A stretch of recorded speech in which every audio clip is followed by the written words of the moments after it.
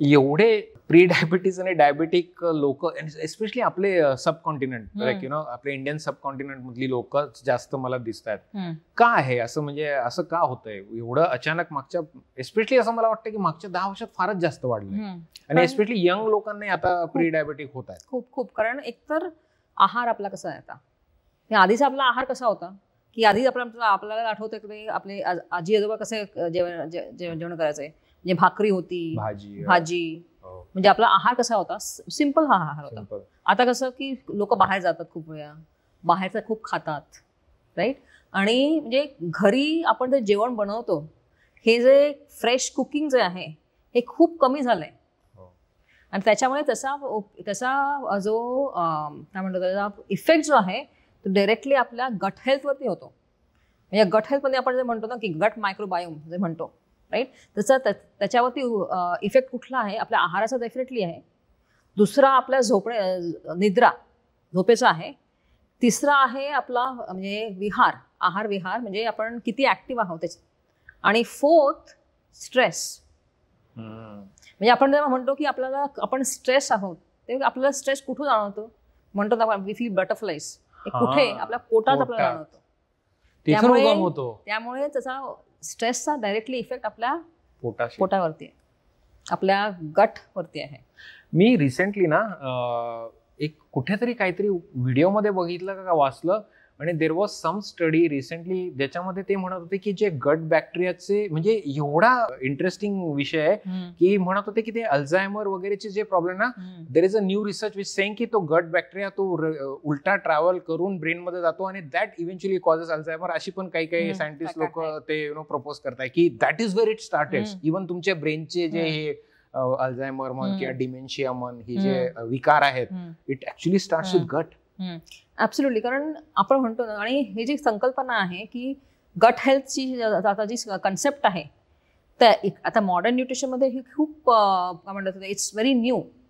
पण आयुर्वेदाने आपल्या गट हेल्थबद्दल खूप आधी सांगितलंय. म्हणजे कन्सेप्ट आहे ती अग्नीची, म्हणजे आपण डायजेस्टिव्ह पॉवर जे म्हणतो, ते एन्झाइम्स वगैरे ऍसिड हे जे आहे ते अग्नी जे आहे, जे की आपण आयुर्वेदात काय सांगितलं की आपले वी हॅव टू प्रिझर्व आपले जे अग्नी आहे, म्हणजे आपल्या अग्नीनुसार आपण जेवलं पाहिजे. आपली डायजेशनची क्षमता आहे त्याच्यानुसार आपण जेवलं पाहिजे. मग खूप वेळा काय करतो, अरे बाबा समोर काहीतरी आहे म्हणून खा, कोणी काहीतरी आणलंय म्हणून खा, राईट. आपण हा विचार करत नाही, अरे मी आत्ताच जे जेवलोय, राईट. तुम्ही ती अग्नी डिप्लीट करताय. बरोबर. एकतर तुम्ही खूप अति खाल्ल्यामुळे आणि खूप कमी खाल्ल्यामुळे दोघांचाही प्रभाव होतो अग्नीवरती.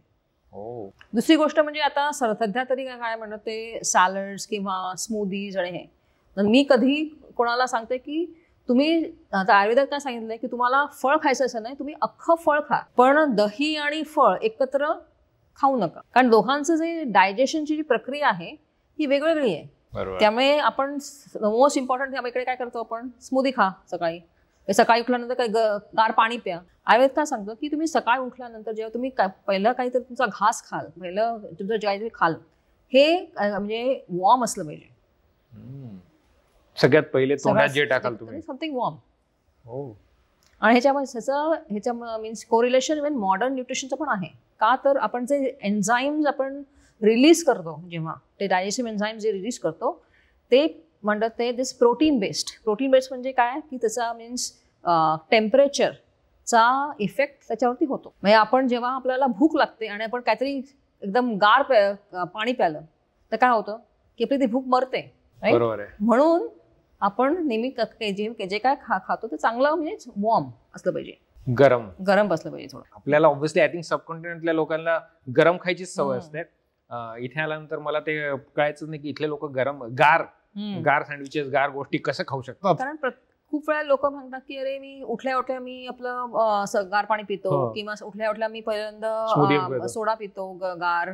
आणि दुसरी गोष्ट म्हणतात की मी संध्याकाळी फक्त मी सॅलड खातो, पण मला खूप असं वाटतं की मला खूप असं गॅस होतो किंवा माझा पोट सारखं दुखतं. म्हटलं पहिलं गोष्ट तुम्ही केलं पाहिजे की ती संध्याकाळी ते सॅलड तुम्ही खाणं बंद करा. पण मग फ्रुट्स आणि व्हेजिटेबल्स तर खायला हवेच, राईट? हो, फ्रुट्स तुम्ही खा, सॅलड पण तुम्ही खाऊ शकता, पण सॅलड किती खावं, म्हणजे आपलं पूर्ण जेवण सॅलड असलं पाहिजे का? ते चुकीचं आहे. अति तेथे माती.